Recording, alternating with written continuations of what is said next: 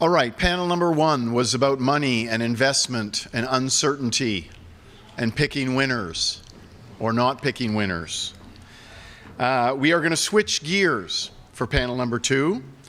Our second panel is about the disruptions in the labor markets that are likely, or some might say certain, to occur as a result of our energy transition.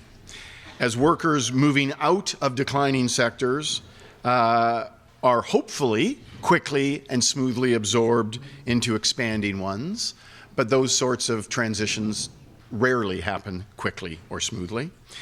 Will we need a better social safety net for the time ahead, for this transition ahead? Will we need better job training programs?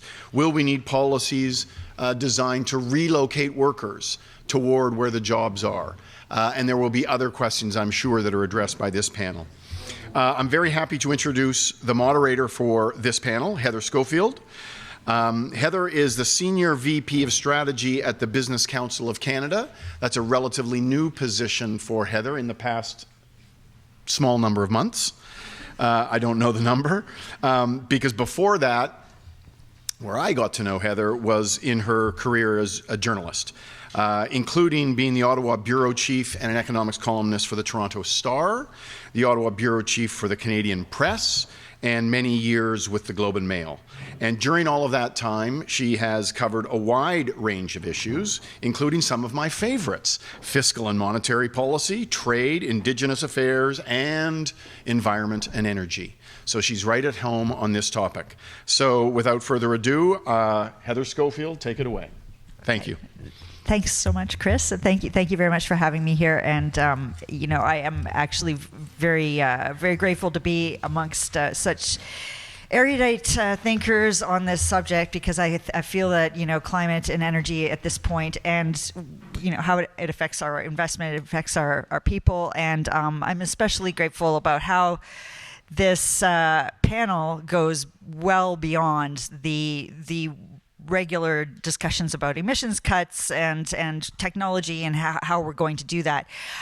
We have three experts here who are actually not specific experts in terms of energy and environment, but have their own depth in areas that are climate and energy adjacent, let's call it.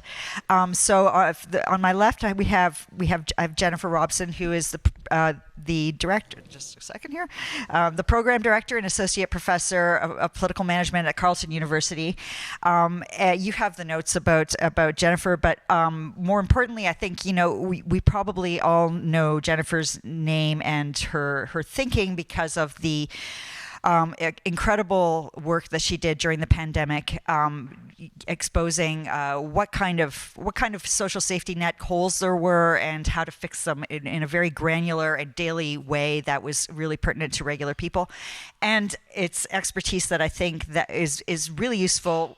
I mean, obviously, the climate and energy and net zero is not directly related to the pandemic, but dealing with disruption is a common theme there. So I have Jennifer there. And then next to Jennifer, we have Jim Stanford, who is the economist and director of the Centre for Future Work, which is based in Vancouver and in Australia. So he's come a long ways from Vancouver, not all the way from Australia, but regardless, it's far. And I think probably most of you know Jim, because he is one of Canada's best-known economists. He served for many years as the economist at Unifor, formerly known as Canadian Auto Workers. And so, we're going to talk about transition, but I obviously am going to ask you about VW too, because it's an interesting development here. And frequent media commentator, author of many books. And then furthest there on my left, which I won't take as a political statement at all, I have... Not next to Jim. Want to switch seats? Heather, yeah.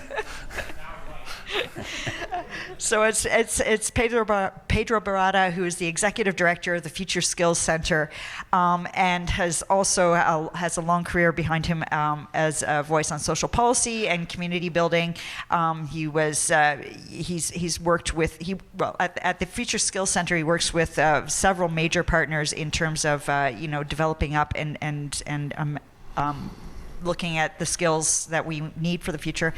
Has also worked at United Way, at the Atkinson Foundation, Social Planning Toronto, and so forth. So welcome to you all. And I think what we'll do here, just in terms of structure, is start out with I'm hoping we can hear from all three of you for a few minutes each about how you're looking at the energy transition from your own perspectives. And then we'll go to some Q&A from me and then some Q&A from you, of course. So Jennifer, why don't you start us off? Or did I had a different... I'm leaving my script already. Okay, we're going to start with Jim. All right. Yeah, because... Deep breath. We're going to start with Jim because he has actually done a whole bunch of research and number crunching on the on what's at stake here in the energy transition in terms of workers and where they're going to go from here. Right. All right. Thank you, Heather. Thanks. And thanks, Chris and everyone, for this event. I am going to speak to some research we've done through the Center for Future Work on the scale and distribution of the transition challenge associated with phasing out fossil fuels over time. Of course, we have lots of debate about how fossil fuels are going to be phased out and how quickly, but I think we all agree they are going to be phased out, so we're going to stop doing most of that work. And eventually, people are going to have other things to do. And I think it's a useful table-setting exercise to look carefully at how many jobs are we talking about in direct fossil fuel production, processing, distribution, and use, and what are the different sort of channels through which those adjustments could occur over time. And I came out of this work surprisingly optimistic, actually, by saying this is absolutely something we can do for various reasons that I'll try to summarize. First of all, the scale of direct employment in fossil fuel jobs in Canada is shockingly small. If all you've been reading is, the gung-ho pamphlets from the Petroleum Association and other vested interests about how, we all depend on this industry, then you would be shocked to find out that at present, about 0.8% of total employment in Canada is associated with any of the direct fossil fuel activities.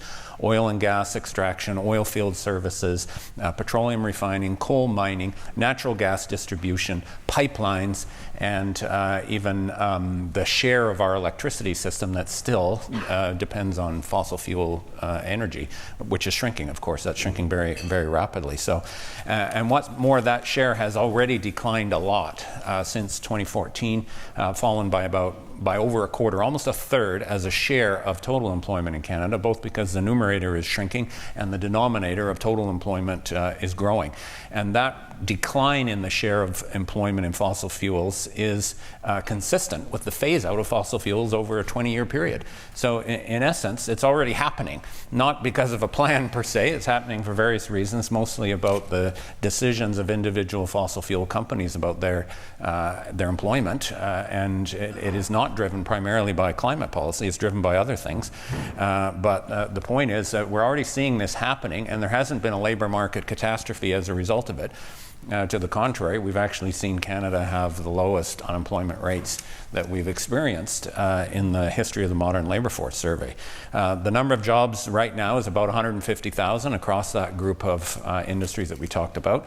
Now, of course, we always hear about the indirect jobs that depend on fossil fuels. I think there's a lot of, again, hyperbole about that, counting the services that go in, like trucking or other related tasks like construction, or right down to the Tim Hortons in Fort McMurray, all dependent, it is said, on fossil fuels. And the reality is, when you study input-output tables, there's all kinds of things that use those services, and as long as we're replacing fossil fuel work with something else, I can assure you the people in those jobs are still going to drink coffee.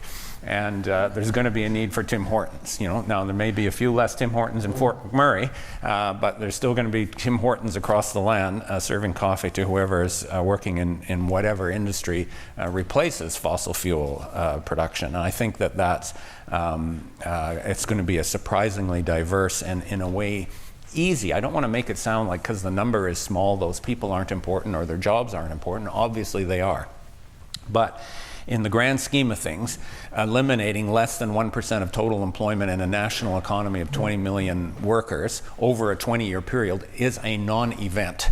It is an absolute non-event, and we have done it before. We've done it much bigger before in other transitions in Canada's economy, both industries that disappeared and industries that grew.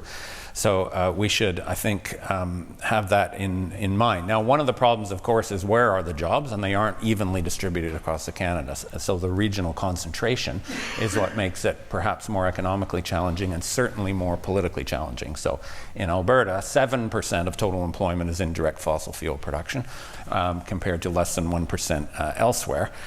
So that is an event. It's not a non-event in Alberta, but on the other hand, Alberta's economy is more diverse than you would think. Oil and gas production is, even fossil fuels in a collective sense, is not the biggest industry as an employer in Alberta. By far, it ranks 4th in the province. Every time we describe Alberta as an oil and gas dependent province, I think we should describe it as a healthcare dependent province, because many more people in Alberta work in healthcare than work in fossil fuels. And that, in a way, is one of the points to sort of stir thinking about the transition. Some of the hopeful points about the distribution of fossil fuel work across Canada is that the number of communities that are truly dependent on fossil fuel jobs, if we think of a higher benchmark, say 5% of employment in a community in direct fossil fuel production, even that is still not necessarily the biggest industry. There's only 18 communities at the census level, one city, that's Calgary, and 17 smaller communities which reach that 5% threshold. And again, this isn't to say those communities aren't important, but it is to say if we make this a national priority, as it should be, we can mobilize national resources to support 18 communities and less than 1% of the workforce in order to make the transition. The other thing that's surprising is over half of those direct jobs are in cities. Which was also interesting. It's an easier challenge in cities for various reasons. The local labor market is much more diverse, and the skills possessed by fossil fuel workers in cities tend to be more transferable to other jobs. So I found that another optimistic dimension of my research. Then we looked at all of the different adjustment mechanisms that would come into play as an economy tried to phase out 0.8% of its jobs over a 20-year period. And again, there's a surprising diversity of different channels.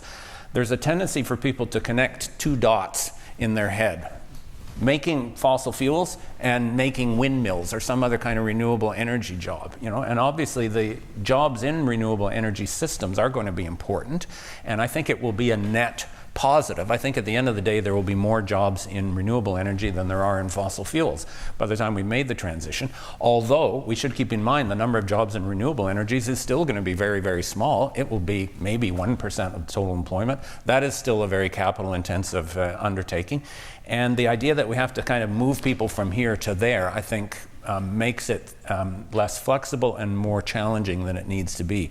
In fact, the 0.8% of people over 20 years, if in fact we phased it out over 20 years, and based on the poll before coffee, we're clearly not going to, but we could from a labor market perspective. There's all kinds of things that are going to happen. There's going to be retirements from the industry. Most of those fossil fuel workers will retire. They don't need to go to another job.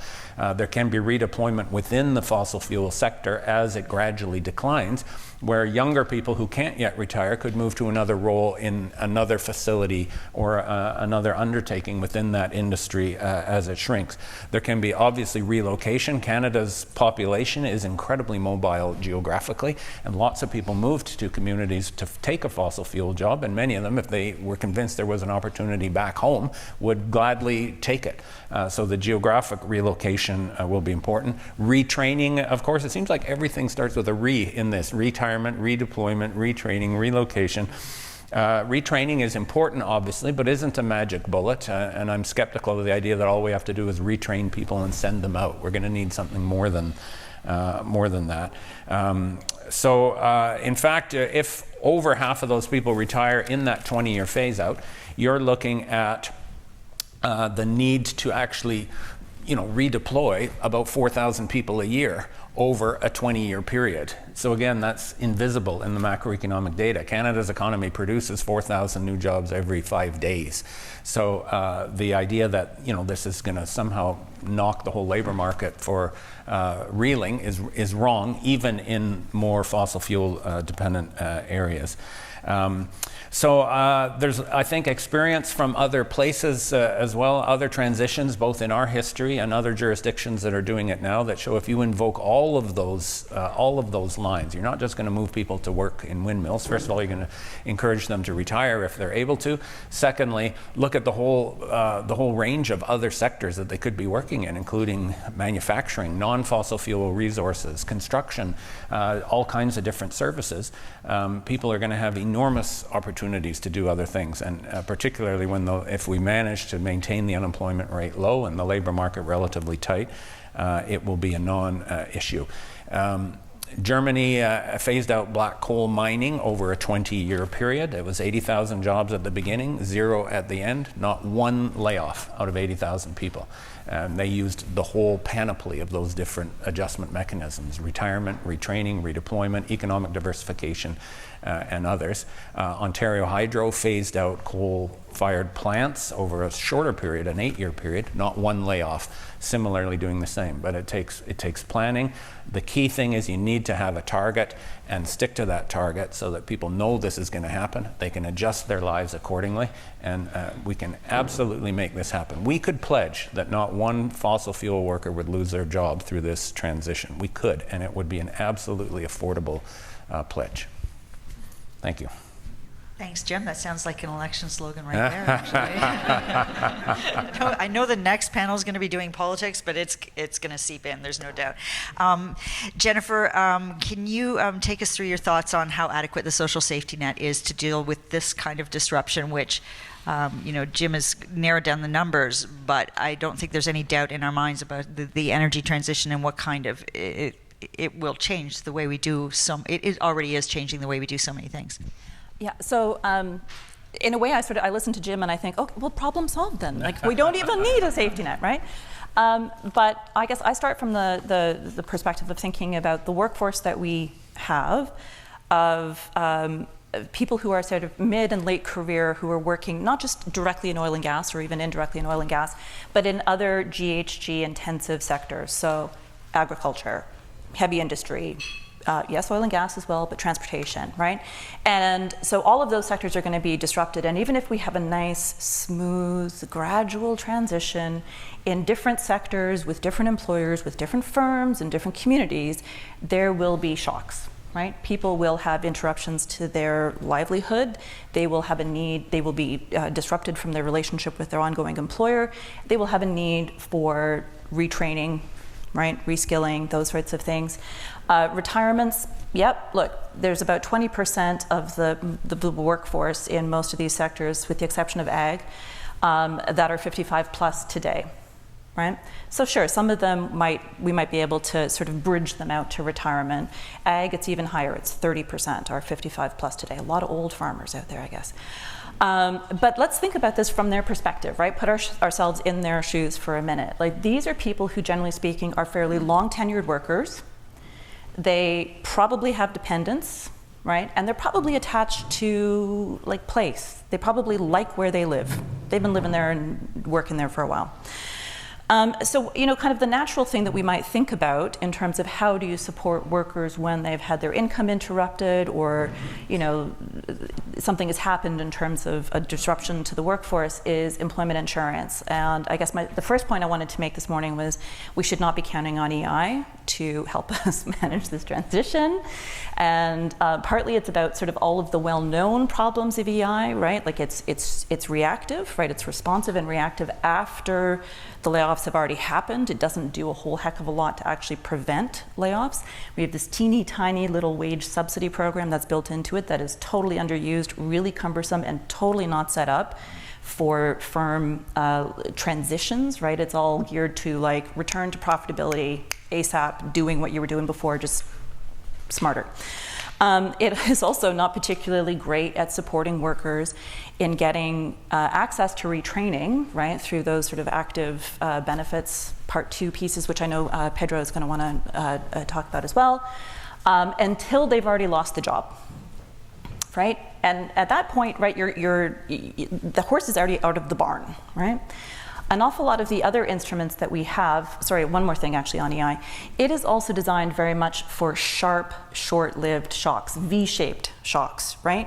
There's a pronounced shock, you go back up. You hope most of the time it's going to be mostly regionally based, but in these sectors, right, they're kind of smattered all over the place. And EI is really set up as for regions, not for sectors. Okay, all those problems with EI. Then you sort of think about, well, okay, what are some of the other instruments that we have? If we don't have stuff that's sort of set up to do sectoral-based approaches, if our major safety net of EI is not necessarily suited to this, do we have things where we can go directly to individual workers, right, that are like portable and individualized and offer them choice and flexibility so that if they want to work, right, in windmills, great, they can, but if there's other opportunities, they can do that as well.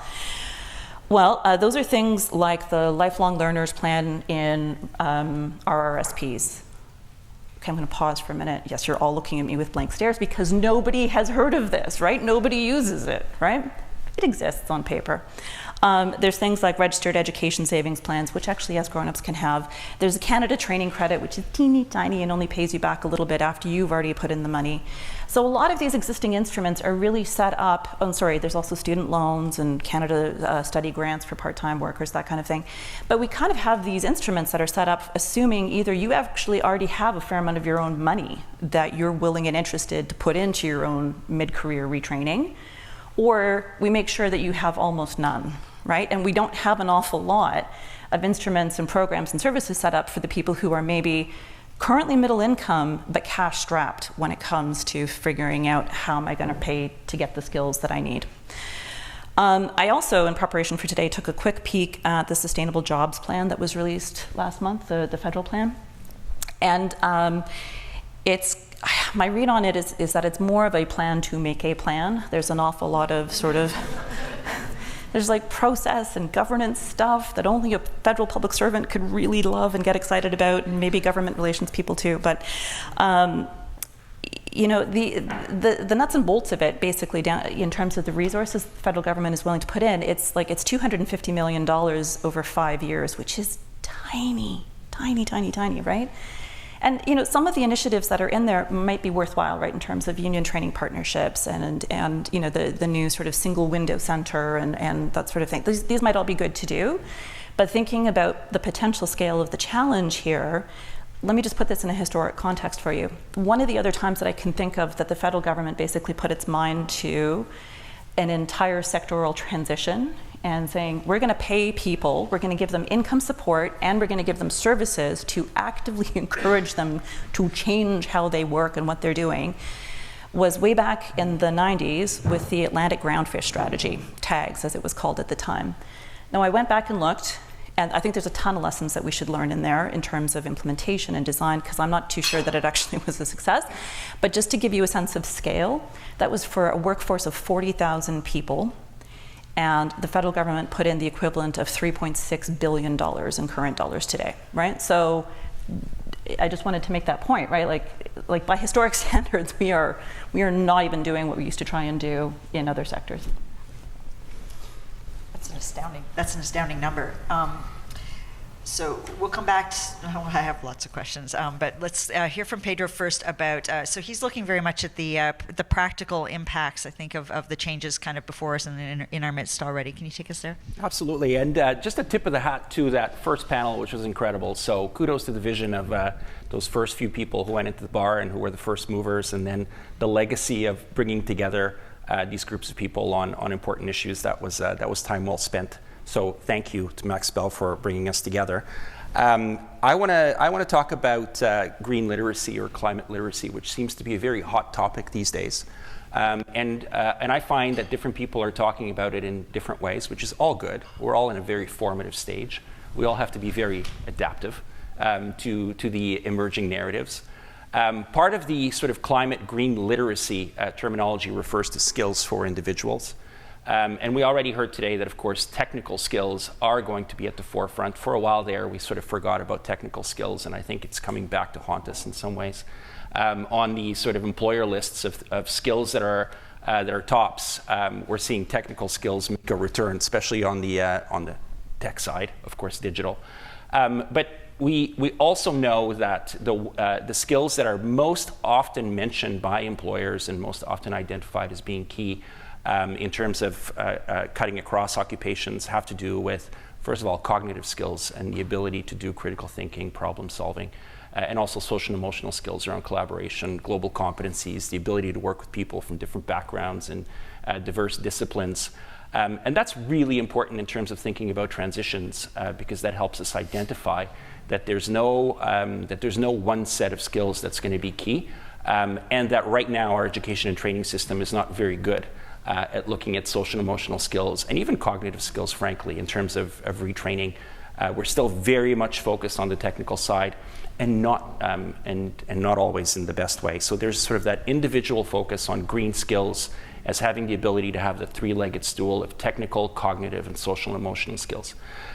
There's another use of the term green skills that I heard recently at a corporate table with some very senior Canadian business tycoons, which was around business green literacy.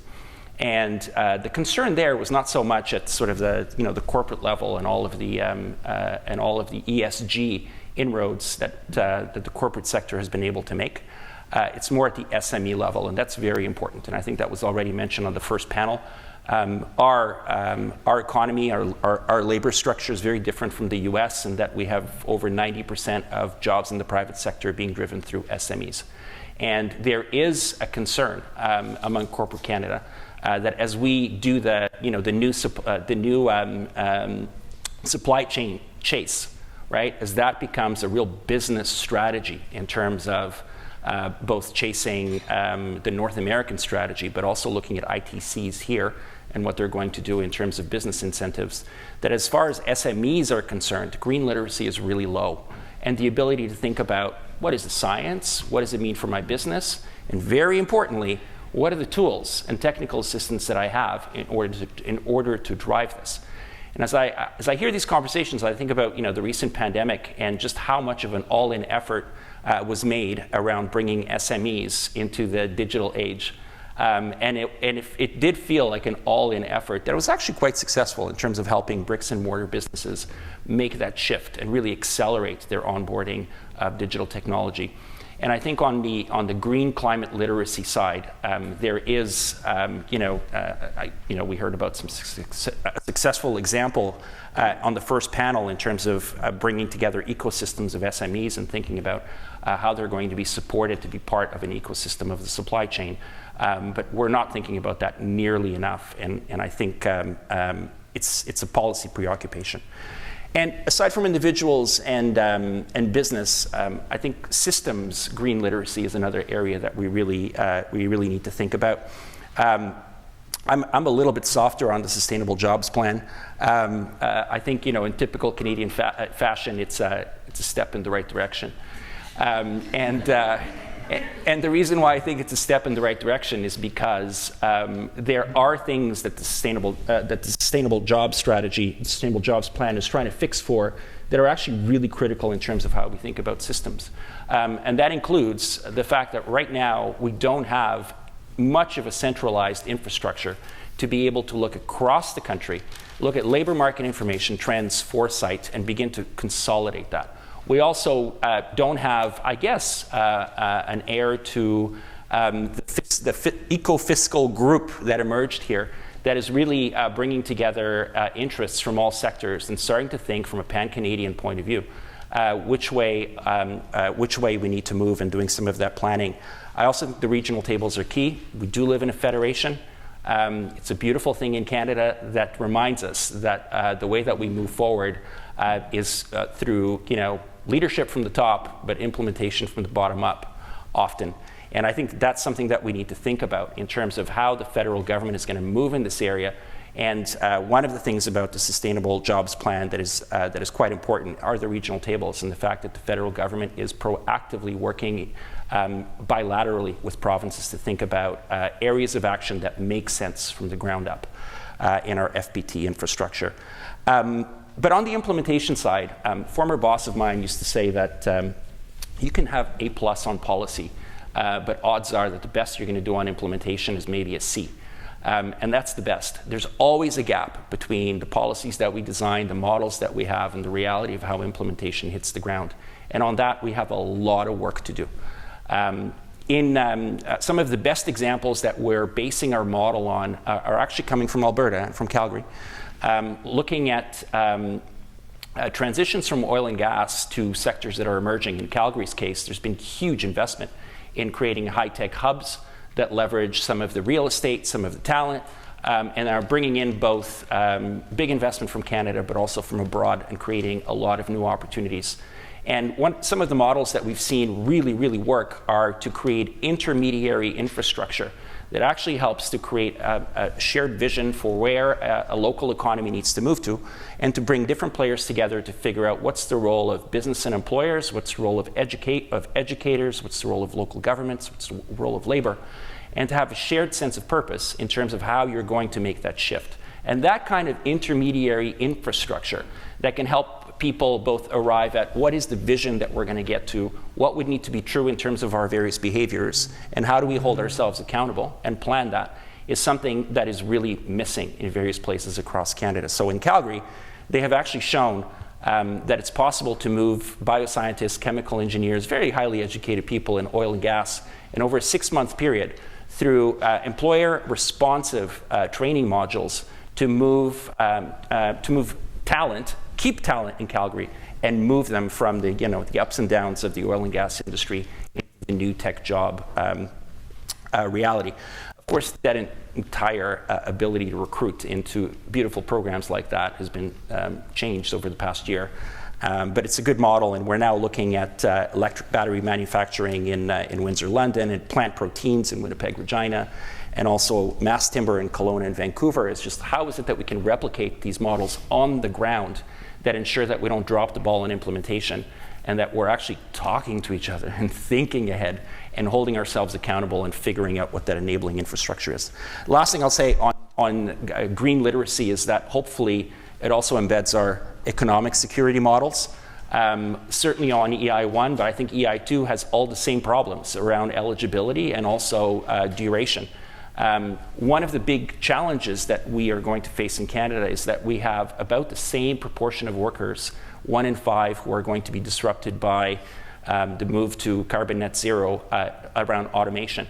And when it comes to automation, you're not going to train people for the jobs of the future in 2 weeks or 3 months or even 6 months. Our analysis of the Conference Board of Canada is that about 3/4 of the people who are going to be disrupted through automation are going to need 6 months to a year and a half of training in order to take on some of the jobs of the future. EI is not equipped for that. And there's certainly an equity angle to that, in that the people who are most likely to be disrupted are the people who are facing the greatest systemic barriers and who, frankly, are the least economically able to actually pay for education and training that they're going to need. So that kind of green literacy and climate literacy needs to be embedded in our economic security models, and finally, just in our training. There is no one-size-fits-all. Micro-credentials are not going to all of a sudden come in and be a silver bullet for what we're trying to solve for. It's a good tool in the toolkit. Better, more responsive training is as well, but a big missing area is employer-based training. And the best estimates around employer-based training, we don't have good data on it, but if you're working for a large employer, about 2/3 of people are going to get some training that's meaningful. If you're working for SMEs, which is over 90% of private sector workers in our economy, less than 1/3 are going to get any kind of training. And that's a challenge in terms of business strategy, especially when we know that we don't want to fix people or help retrain them once it's too late. We want to build that culture that is actually building green climate literacy every day, so that we can anticipate the changes that we need to do in terms of the big strategy as well as individuals. Okay, thank you. I was talking to the chief economist at LinkedIn a few weeks ago at another climate conference, and she was saying that the number of jobs, the number of employers out there looking for green jobs to be filled is rising steadily. And so I'm wondering, let's do a little bit of forecasting here. Corporations, when they, if they're responsible, are looking at scenarios and they're mapping those out in all sorts of transparency.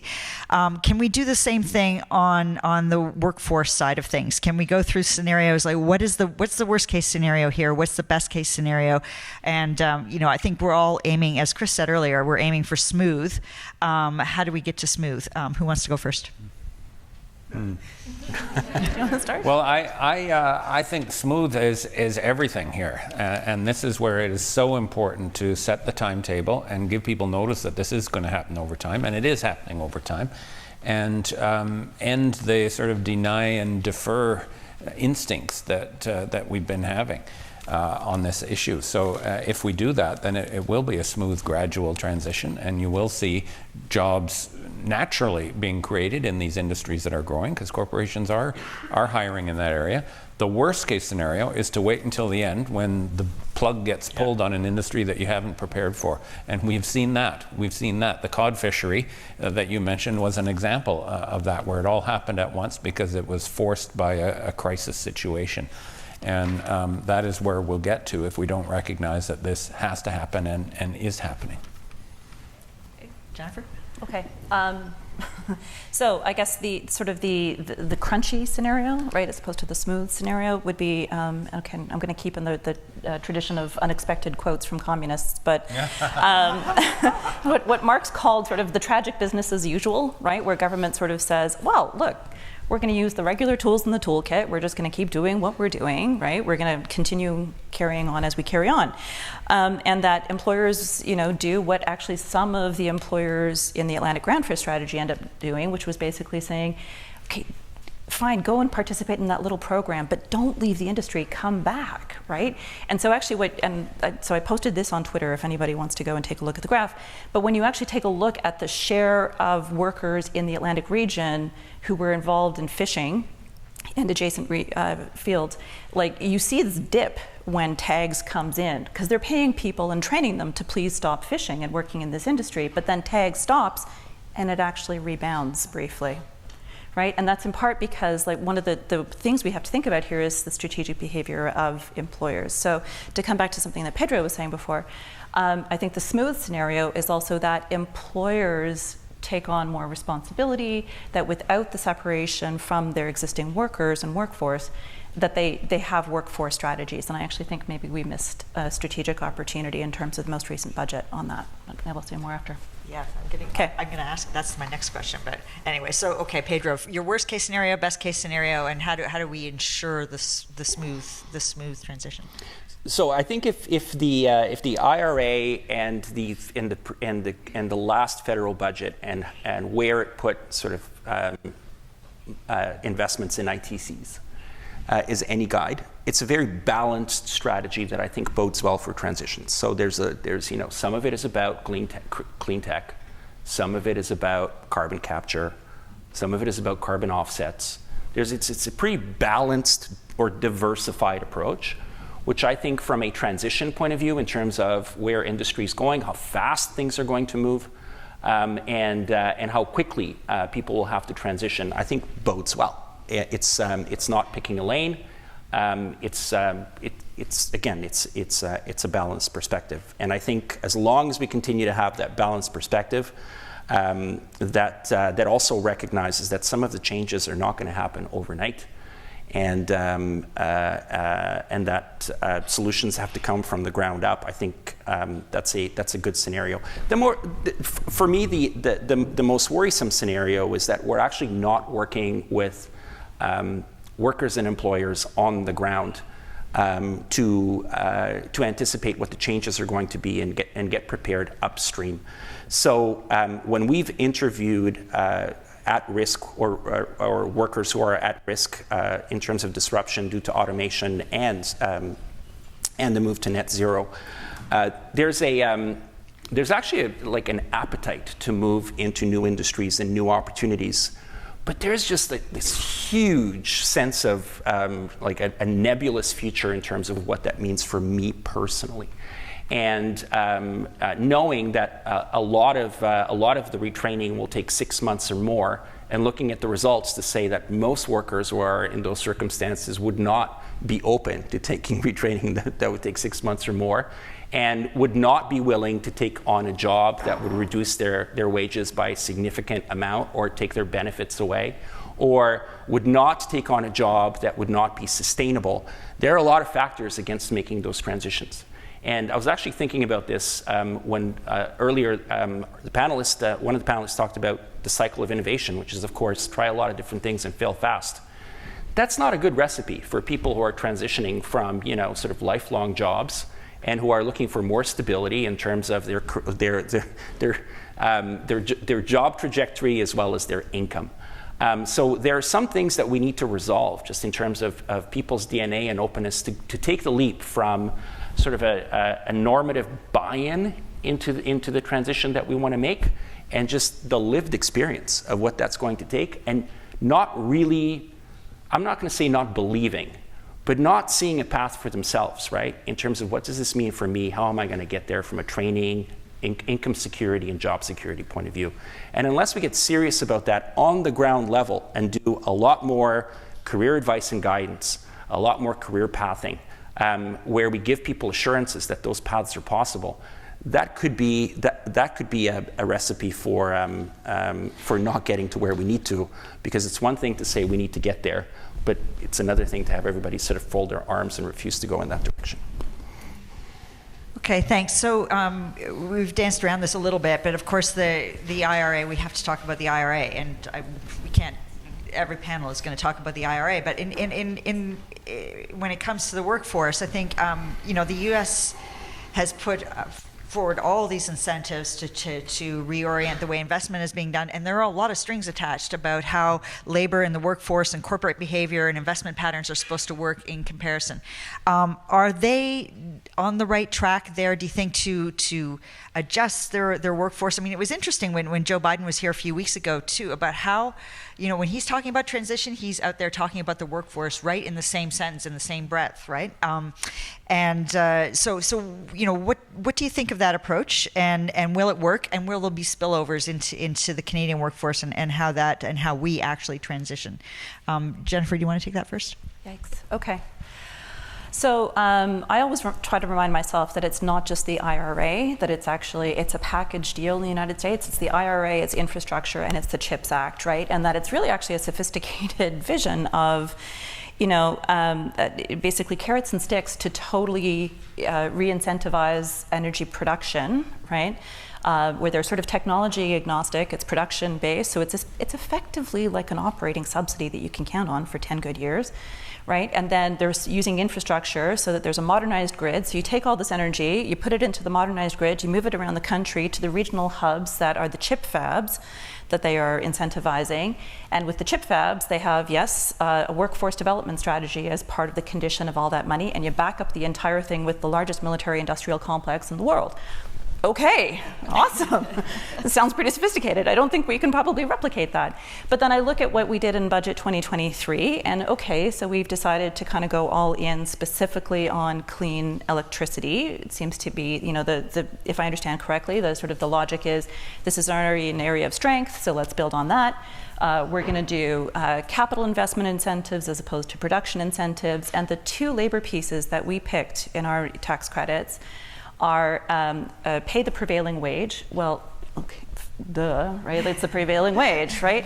Okay, I suppose it's a bit of a stopgap against making sure that companies don't essentially import temporary foreign workers, completely underpay them, and that we continue to have that problem in our labor force. Sorry, not the temporary foreign workers are a problem. I just mean the dynamic, right, that it creates in terms of negative impacts in the workforce. So there's that aspect of it. And then the only other workforce development piece that we have in there is apprenticeships, right? It's sort of this rule around apprenticeships. And coming back to how I opened when I'm thinking about sort of people who are mid and late career, like apprenticeships ain't going to cut it for them, right?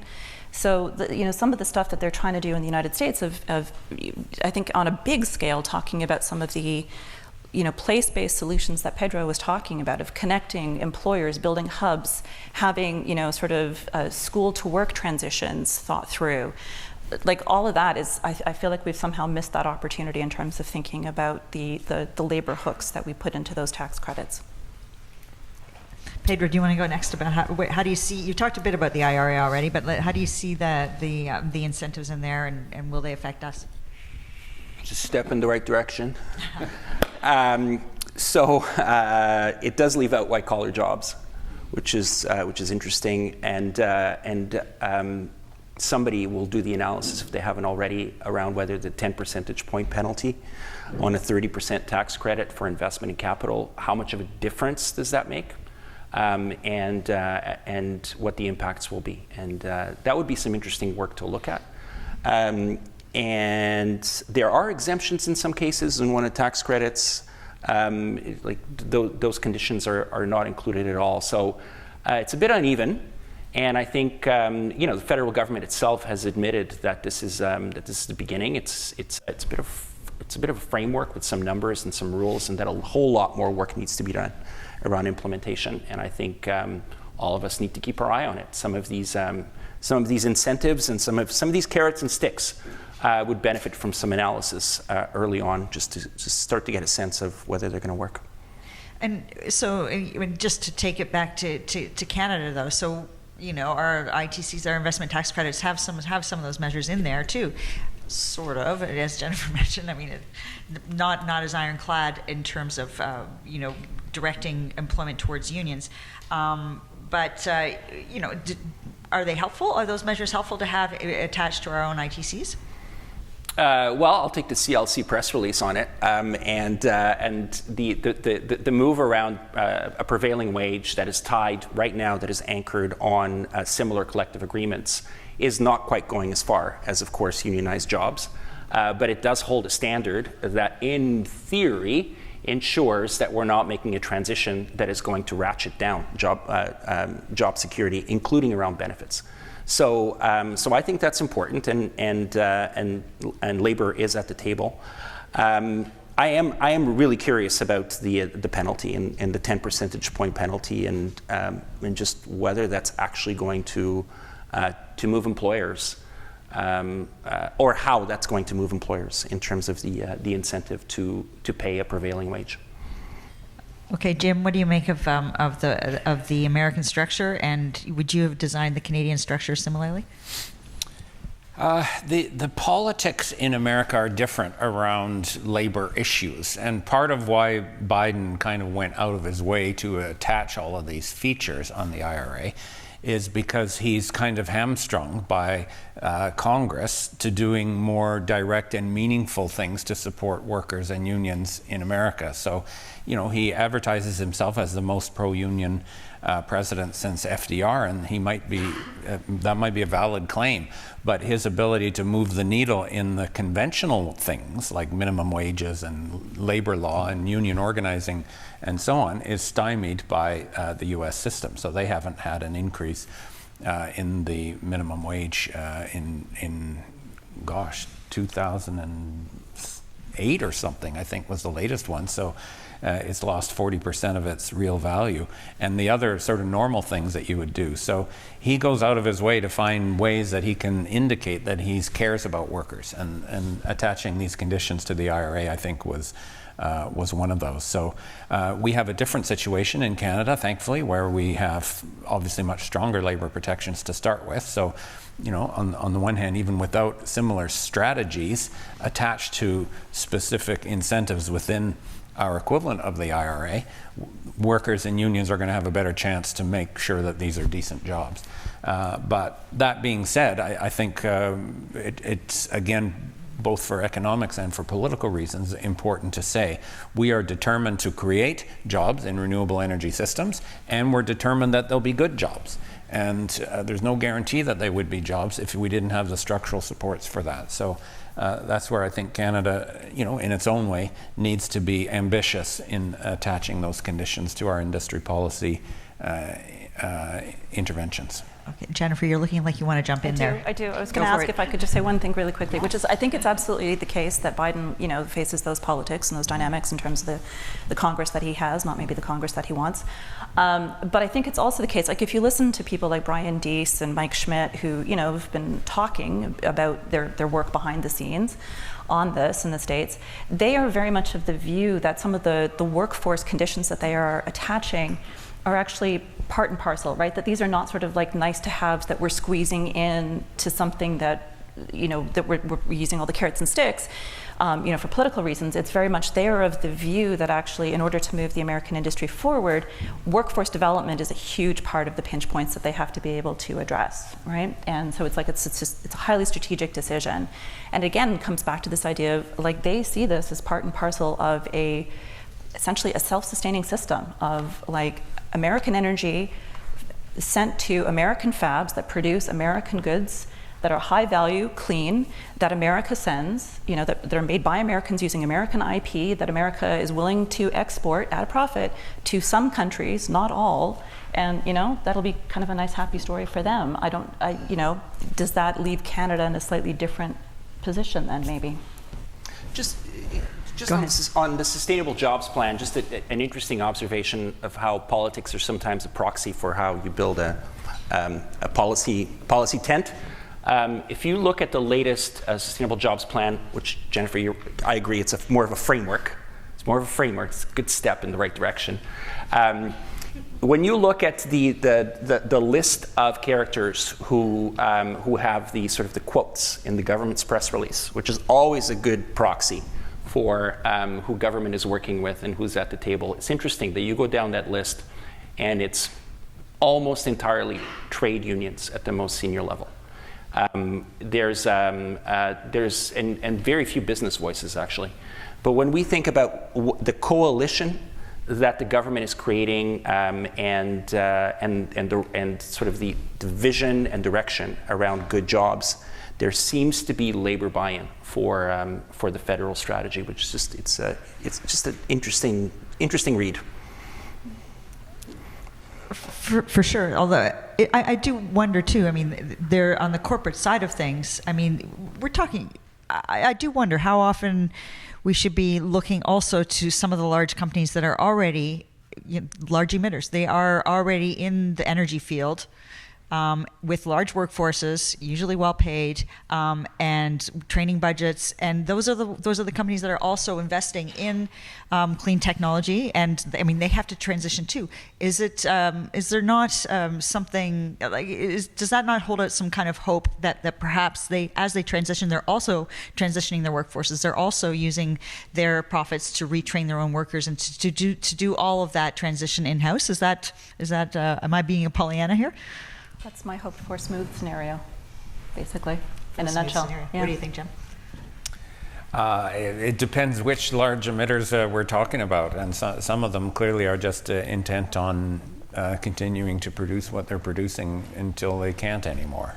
So I'm not as uniformly optimistic about what the companies are going to do of their own judgment. Let's talk politics.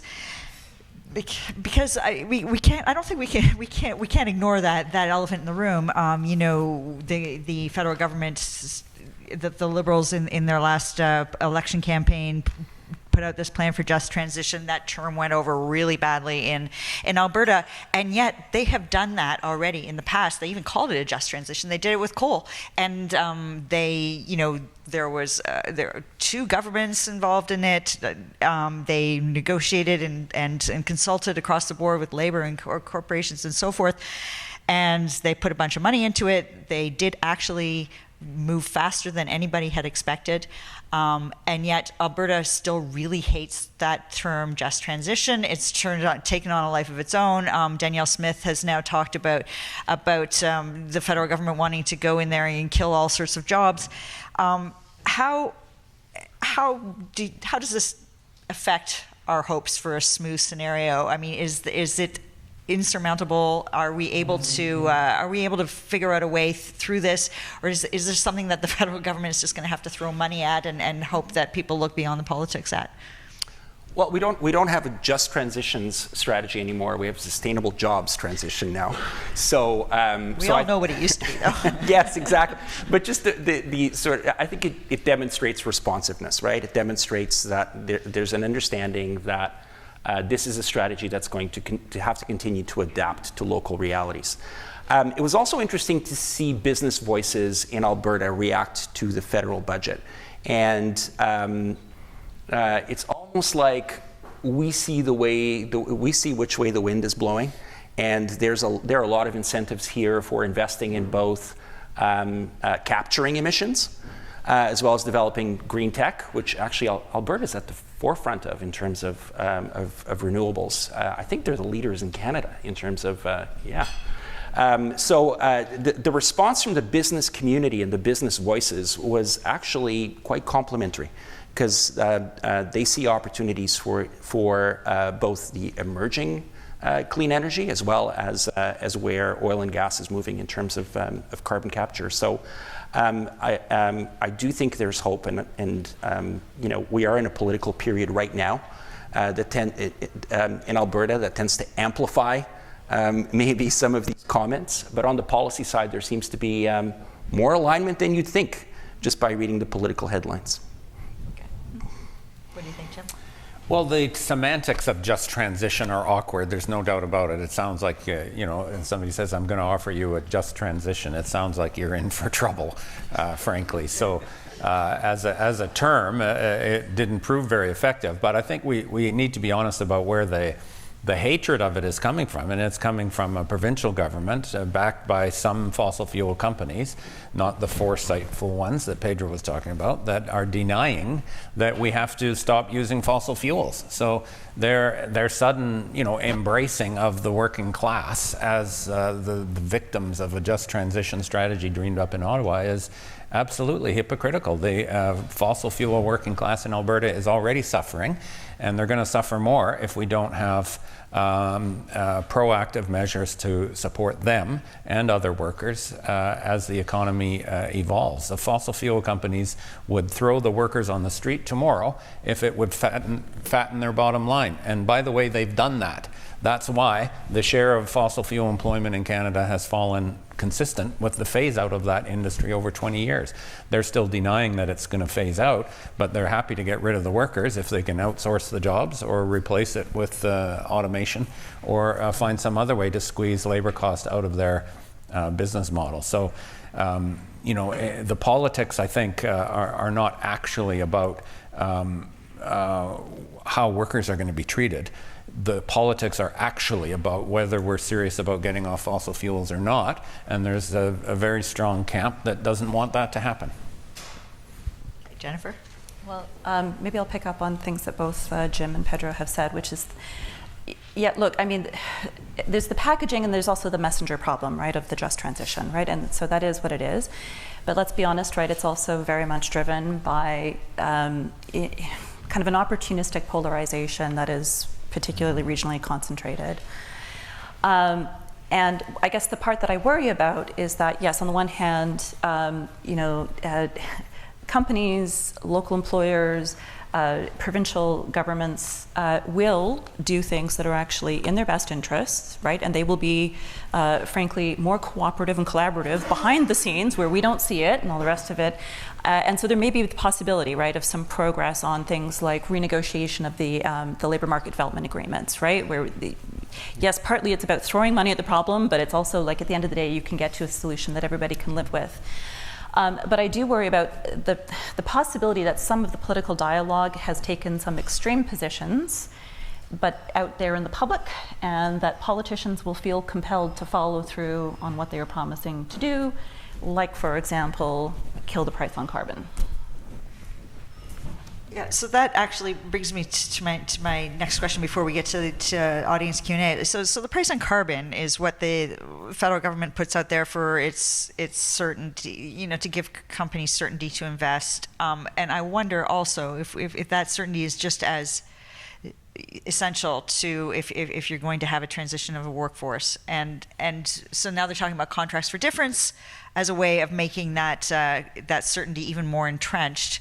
Is there where does labor fit into that picture, or the transition of the workforce fit into that picture of these market-based or market-focused, I would say, instruments to create certainty? Do you want to take that, Jennifer? I'm not sure yet, right? And the government is still trying to wrap their head around whether and how to do something like contracts for difference. And part of it is that I think sort of the logical places for the contracts for difference to be done, because you need this like arm's length body, are places like the Infrastructure Bank, and now the Public Service Pension Board is getting into this field as well. But they've actually kind of already built in some of these like price for difference backstops in that, so tangible example, the loans that the Infrastructure Bank is sending out to municipalities to buy zero emission buses, the loan is only repaid on the fare box, the operating, not fare box, but the operating savings of transitioning to these zero emissions buses instead of running on diesel. If there's no savings, they don't pay. That's in a sense like kind of a contract for difference. But were the drivers, was labor part of that discussion? No, and I'm sort of struggling with okay, so how, if we're worried about workers, how do we fit them in there if that's kind of the major way that contracts for difference are going to be effectively done? Right. It's a good point, because I think in a more traditional government involvement with corporations, and Jim, I'm going to come to you, and VW is part of this question too, so just priming you here. More traditional government involvement in pushing companies towards a certain way, they will demand a certain amount of attention to labor and working conditions and so forth.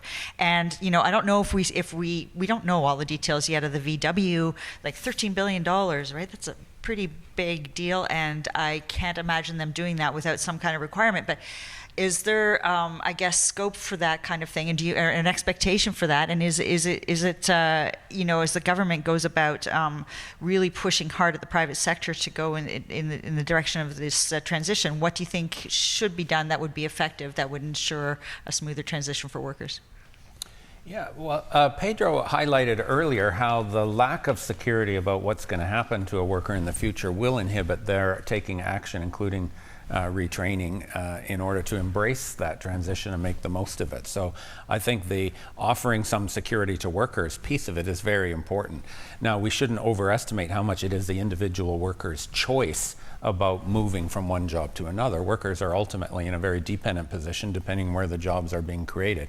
But to the extent that you can, have individual agency and go sooner rather than later, it absolutely makes it easier. And this is, again, where I come back to my point that having the plan, to know the timetable, to know that it's going to happen, to know that it's going to gradually happen over time, then sometime between now and 20 years from now, somebody can say, okay, this is my chance to try to make a move where it fits my life and it fits, the opportunities that I have. And the other experiences like the German coal mines show how important that long timetable is and a high degree of security. So, one equivalent to a contract for difference for a worker would be an income insurance type of thing, where if you took a new job, you'd get topped up to what you were making in the fossil fuel sector in the first place. And this has been proposed. This was one of the features of the German experience and has been used in other places as well. Or some other kind of guarantee that you are not going to be the collateral victim of this.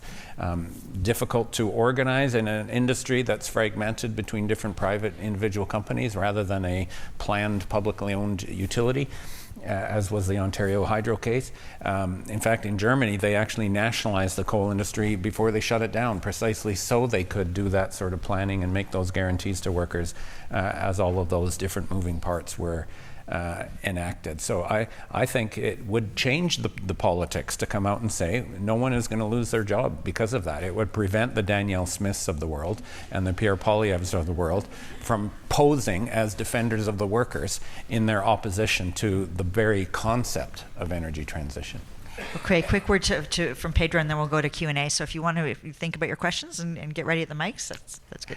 And to depoliticize the risk on the transition, one of the really positive things coming out of Sustainable Jobs Plan is the idea of a Sustainable Jobs Council, and that is because For a long time, Germany has been pointed to as a place where there's tripartite planning, right? And where there's a much more shared deliberation and decision-making when it comes to labor market planning. With the council, you see a mirroring of those words and those concepts. It's a potential experiment for us to move into that space where we're actually building consensus across sectors and designing policy that maybe can be a bit more depoliticized. Let's see. Okay, thanks. So let's start over here with the first question. Thank you. Good afternoon, I think. So this might sound like a Chris Reagan macro essay question, but work with me. So can you examine the relationship between Canada's aging population, labor market shortages, immigration, and the ongoing transition being experienced by the workforce? I guess what I'm asking is, we all recognize that this country needs to be making more stuff. We also recognize that that stuff should be coming from the green economy. We've identified immigration as an avenue or an instrument to support Canada to address its labor market shortages. But our history shows that, yes, we're getting immigrants, but those doctors and nurses are working Uber jobs or taxi jobs. How do we address that, and how do we leverage immigration as a tool to support our transition towards the green economy? Thank you. Okay, thanks. Who has thoughts on that? Go ahead, Pedro. This is low-hanging fruit. Still hard, heavy lifting, so it's not going to answer your entire question. But finally, we're having a conversation in Canada, an actual formal review, looking at the lack of integration between settlement services and employment services targeting newcomers. How in the world have we been getting away with having two different strategies that exemplify better than anything how we don't have person-centered policy? So I think there's been a long-term recognition that we have been missing that linkage, that we have not been leveraging resources across departments, and as a result, people end up with not the best outcomes, and I think we have an opportunity to move in that direction. That's a small piece in terms of answering your very big question, but I think it's an important one. It's a ground level one. Can I jump in? Yes, Real please. quick? So immigration policy for the economic class migrants is very much driven by projections around labor market shortages, right? And you're right, we do a terrible job, right, in terms of after people arrive, the integration pathways that they face. But right now in Canada, last time I checked anyway, this was a couple of days ago, we don't have NAICS codes for green jobs, right, or green sectors yet. So how are we supposed to reorient our immigration policy to prioritize economic migrants who can work in those sectors and fill jobs in those sectors if we haven't even started measuring where those sectors are in terms of our national labor market data? So that's another thing that we should be doing. I knew I was going to have an issue with you guys never disagreeing with each other over here. You were cheering. Jim, do you have some thoughts on that? On the one hand, I'm dubious of the labor shortage hypothesis. I think that is invoked very selectively by employers who would rather bring in a temporary foreign worker than put some money into training somebody, and we are not running out of workers in Canada. Labor markets are tighter than they used to be, and this is a good thing all around, including for this transition. People's fear about losing a job or seeing their industry shrink diminishes exponentially in a world in which the prospect of finding another good job is that much stronger. So this is a good thing. It isn't a labor shortage, but whatever we call it, it's a good thing. And I don't think we should, obviously we have to do a better job at integrating immigration with our overall employment strategy, but we shouldn't assume that we need immigrants in order to do this transition. That's absolutely false. We need immigrants for lots of reasons, but not because we don't have the workers who can do it. Right. Okay, thanks. Question over here. Going off a bit of a political theme to some of the end of that conversation, we often hear that You know, we might have the technologies and the money to fund the technologies, but what's really missing is the political will to bring about energy transition. So A, do you believe that statement to be true? And B, if so, how do we promote and encourage more of those social and cognitive skills that Pedro was speaking about to encourage that political will for the energy transition? Thank you. Thanks for that question, and I really like it because it touches on the fear. Like, it's not I don't know if you're all economist types. maybe you can actually quantify fear, but I think like just the fear of change, right? That becomes politically difficult and makes it so hard to transition, even if there are all sorts of tools and all sorts of mathematical reasons why a transition should be able to happen. Anyway, so who would like to take that? Well, I agree with the spirit of that question about political will, but I don't think it is like that we're all just not brave enough. I would use more of a political economic lens to understand where do those political barriers come from. And the reality is there are some powerful vested interests in Canadian society who are making more money right now than any industry in Canada has ever made in history because of what's happened to fossil fuel prices and what they've done to their own cost structures, etc., who don't want any of what we're talking about to happen. They literally do not want it to happen. In their, PR correspondence and their greenwashing advertisements, they will try to make it look like they do, but they want to keep producing fossil fuels for as long as they possibly can. And this is where I see the political barriers coming from. Now, the fear factor and the sort of, uncertainty that people experience about their own lives gives that some terrain to plant those seeds in, and that is what has allowed that argument to have political resonance in some parts of Canada. How do we overcome that? First of all, by exposing the lies that are behind the fact that we're all going to somehow become poor if we don't extract and export fossil fuels, and expose the vested interests and the profits that are being made from the current way of doing things, and then educate people and give them confidence that a better alternative is feasible. And I think that taking this labor market fear off the table with an all-around promise that no one is going to get laid off because of this transition would change the politics of that quite considerably. Okay. Anybody else want to jump in on this? On career advice, whenever we tend to think about reskilling, retraining, we jump immediately to the intervention and what the intervention is going to look like.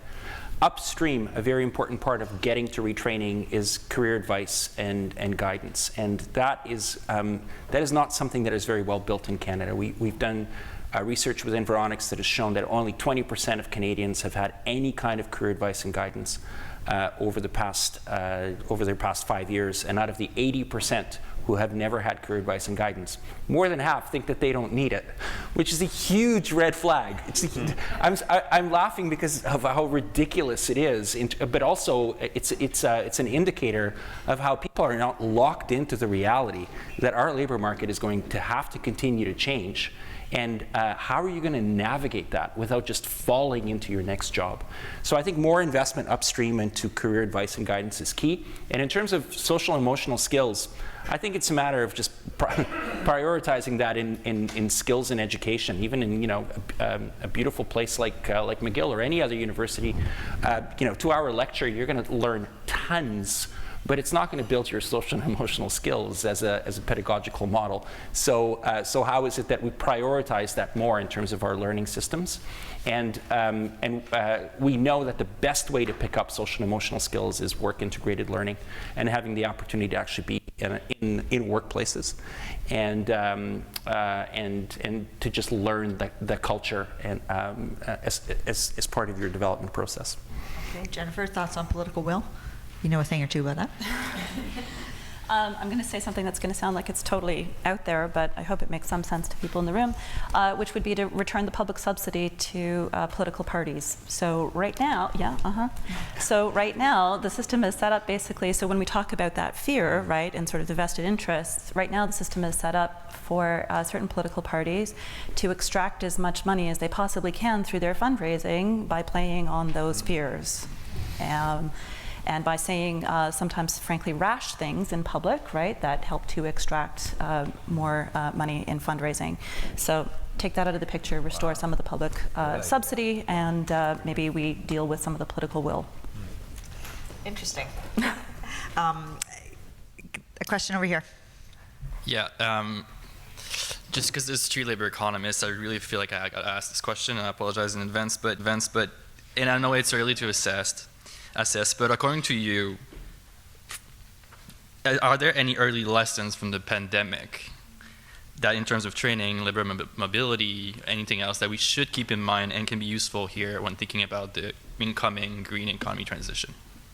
Yeah, thanks for that.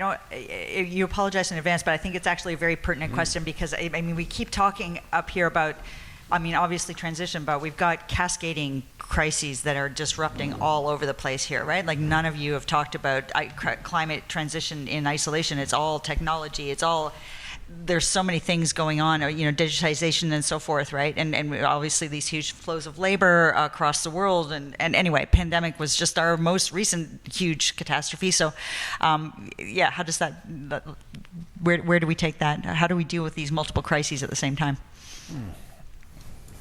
Well, the things that I would take, hopefully from the pandemic, optimistically from the pandemic, are relevant for an environmental transition. Number one, Canada has important social capital assets that help us through challenges, and they did, certainly in the initial period of the pandemic. But the social capital isn't endowed, and it isn't permanent. It has to be worked on and maintained. And we see the fraying of that social capital now with some of the sectarianism that is infecting us. Another is the incredible, both the necessity and the power of state interventions to help society guide through crises. There's no way that we could have gotten through as we did without powerful leadership from all levels of government. Number three, on one level, there isn't a limit to the resources that society can mobilize when we need to. We can have a big macroeconomic discussion about quantitative easing and monetary policy and inflation that we have today, et cetera, but at the end of the day, we could allocate enormous resources to something that we agreed was essential and had to get done. And we could do exactly the same with the energy transition. Those are three hopeful lessons that I take from the pandemic. Okay. Pedro? The transition that happened with small, medium enterprises in terms of moving from bricks and mortar and just getting very serious about the technical assistance and the supports that needs to go along with that, along with subsidies, right, to drive good behavior. I think we came out of that with with more resilience and adaptability in terms of SMEs. And the question is, how do we leverage that now moving forward?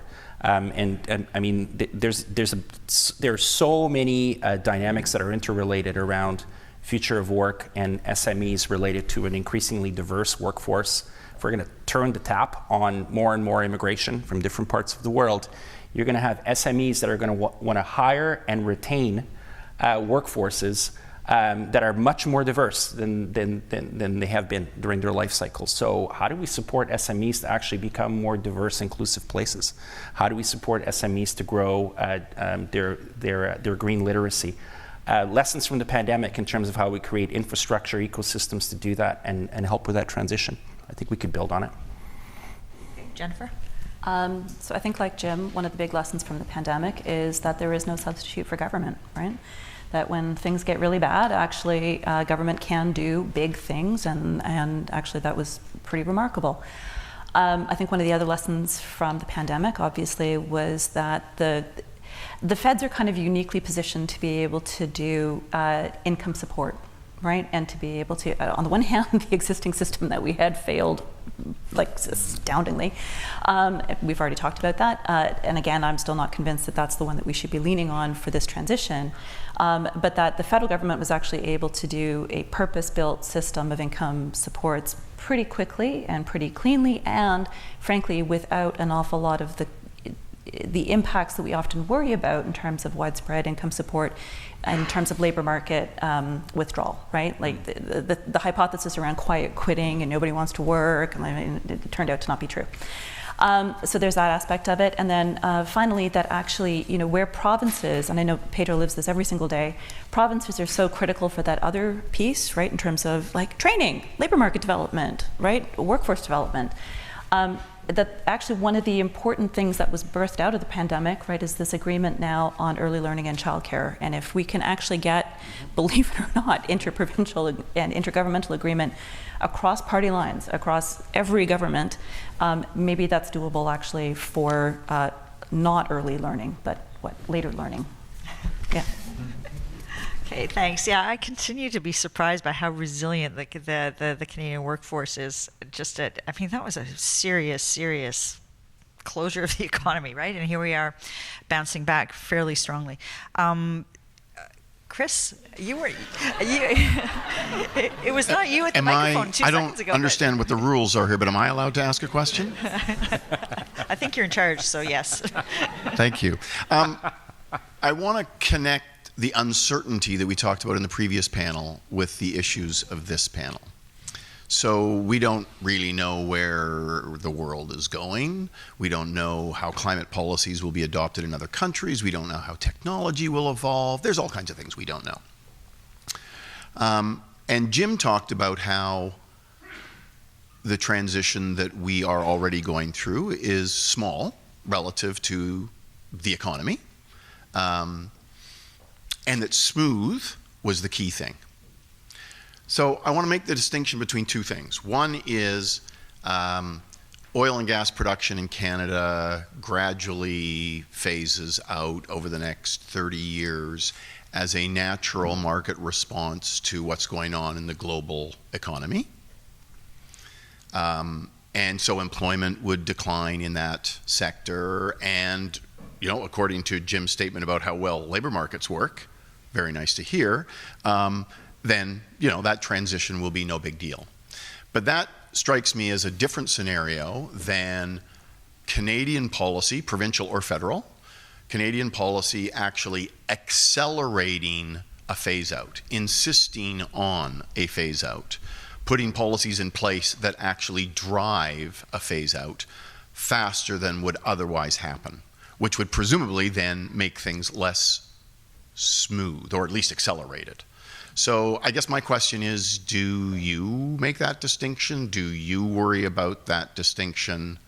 Would the first form of smooth be better than the second form of phase out? From a labor market perspective. Right. Yeah, that goes back to the scenario planning, right?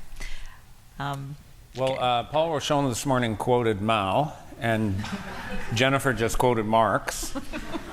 So perhaps I'll quote another famous communist, Yogi Berra, who said, if you come to a fork in the road, take it. So,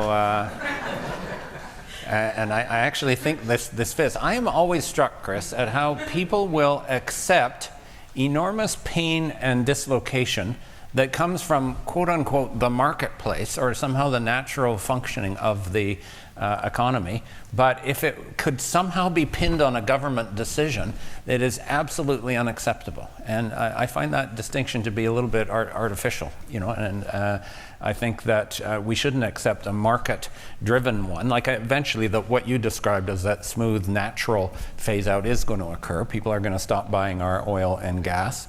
And that's already, I think you can see that is about to happen. And, we had another great structural transformation in Canada's economy earlier in our history when we stopped producing beaver pelts for sale to the rest of the world. And it isn't because we ran out of beavers, right? There were other things that were going on. But I think politically, rightly or wrongly, I would say wrongly, people are going to blame government if they're seen to be accelerating something that, even if it is going to happen anyway. And that's part of the difficult political nut that we have to crack, and why I think we should target proactive transition supports at the case of energy workers, mostly to defuse the politics of it. You know, some people say, well, why don't you offer the same kinds of things, retirement incentives and retraining incentives and income insurance for anybody who gets transitioned? As Pedro said earlier, we're going to see it from automation and any number of things that are happening. And the reason I'm more concerned here is as a way of trying to defuse the politics of holding energy workers up as your kind of prop. But I guess my follow-up is about defusing the politics. So if you actually think that the next 30 or 40 years will see a gradual decline in production in that sector, which may or may not happen, let's suppose it does, then the political charge comes from a government that might accelerate that. So why would a government not just say, well, it's going to phase out anyway, so let's let it phase out? I don't have a very good answer for that. Go ahead, Jennifer. So maybe two things on that. Yeah, there is that possibility of the nice long, slow, declining tail, right? Very easy bunny hill of a ski. But even that will conceal individual people who are experiencing some pretty significant shocks. And right now we don't really have stuff in place for them. So I guess first point. Second point is, and I don't know, this is above my pay grade, but I hear people saying sort of two things. The climate scientists who are saying, we really don't have that time. And again, it's above my pay grade, but I have to believe them. And then another group of people who are saying, actually, there is a huge amount of money to be made if we don't wait for that long, slow ski hill, but instead actually try and get out in front of it. Again, I think it's a persuasive argument, but it's one with a huge amount of uncertainty, exactly as you're saying. Go ahead, Pedro. Just on the practical side, let's just be ready for the fork on the road. The work that we're doing right now at Smart Prosperity Institute is to actually go into Winnipeg and Regina, to go and talk about plant proteins, to go into Vancouver, talk about mass timber, to go into Southern Ontario and talk about electrification, and put scenarios in front of people on the ground that say, these are the most likely scenarios under different policy decisions. And let's just be aware that this is going to be a dynamic situation that will continue to change. And let's get ready. And some of the readiness behaviors are just more collaboration, better planning, thinking ahead more often, and also understanding change management within each of our institutions. And I think some of that work on the ground is going to be what builds resilience in terms of our ability to have conversations that just take us out of the meta, right?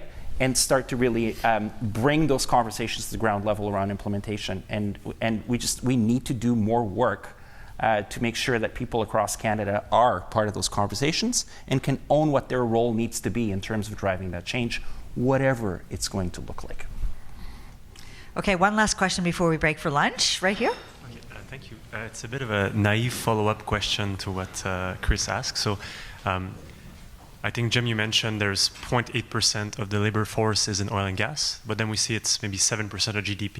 So how would you, and then we discuss maybe ways to sort of subsidize transition, and some people are making very big salaries today, so how would you sort of explain that to people that we remove this chunk and we're going to give you more money elsewhere? So, and again, maybe it's a naive framing, but...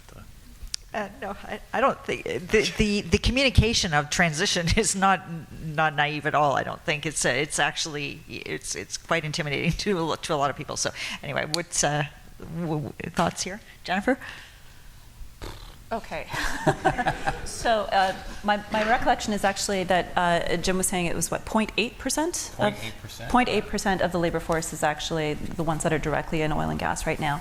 You're right. Their incomes tend to be, their median incomes tend to be pretty high, about what 120,000 I think in the sector overall. So pretty darn good incomes. Look, the best possibility for them, right, is transitioning into another form of employment.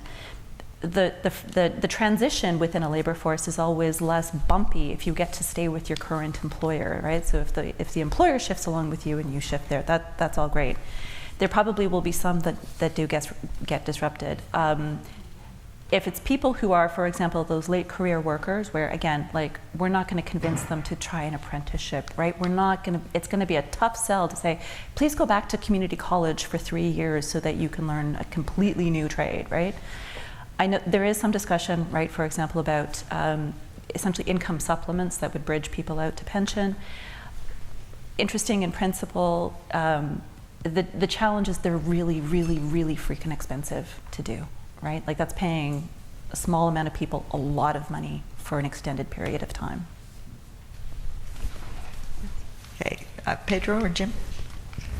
The 0.8% is for all direct fossil fuel jobs, not just oil and gas, but coal mining, fossil fuel fired electricity, pipelines, natural gas distribution. And again, the transition for most of them, if we had a timetable and we knew that it was going to happen, would be to retire from their job. The challenge then is to not backfill the positions that are opened by their retirement with hiring new people, basically, you know, tricking them into building their career in an industry that's going to disappear. And that's where you need some kind of plan to enforce a discipline on the market as a whole to phase out, possibly faster than the private owners of those individual companies would otherwise do. It can go the other way too. The Alberta coal transition ended up happening faster than the plan, because once the companies involved looked at it, they said, wait a minute, I don't want to wait, I want to do it now. So, you know, it might not be that we're pushing the government, it might not be the government pushing the industry to go faster than it would anyways, as per Chris's previous question. But I think we have to be ready to impose a discipline on it if we're going to take advantage of the time. Time is the best friend of a transition. And if we're going to take the time, then we have to communicate clearly to both current and future prospective workers that this is an industry that's going to disappear. Make your choices accordingly. Okay, thank you so much. Chris, over to you. Thank you all very much. Heather introduced to this panel the notion of a just transition with a capital J. That is something that we have talked about for a while in this country. Although after listening to the panelists talk about the ability of the labor market to adjust, one wonders whether it's just another transition. The Canadian economy goes through transitions, right? It has gone through many transitions. In the late 1800s, 48% of the Canadian labor force was on the farm. Today, it is 1.7%. Today, 80-ish% of employment is in services, including government. 50 years ago, that was less than 30%. So we have gone through massive transitions in the past, and this transition will be yet another. Maybe bigger, maybe smaller, maybe easy, maybe smooth, maybe not so smooth, but that's what we've got to think about. Thank you all very much, Heather, Jennifer, Jim, and Pedro. That was terrific. It is now time to have some lunch. So you can meander your way into the foyer. You can eat there, or you can bring your sandwiches and other things back here. But we are back on the job at 1:30 sharp, maybe even a couple of minutes before that. Thank you all very much. Bon appetit. Great. Oh, you got it? Okay. And before you leave...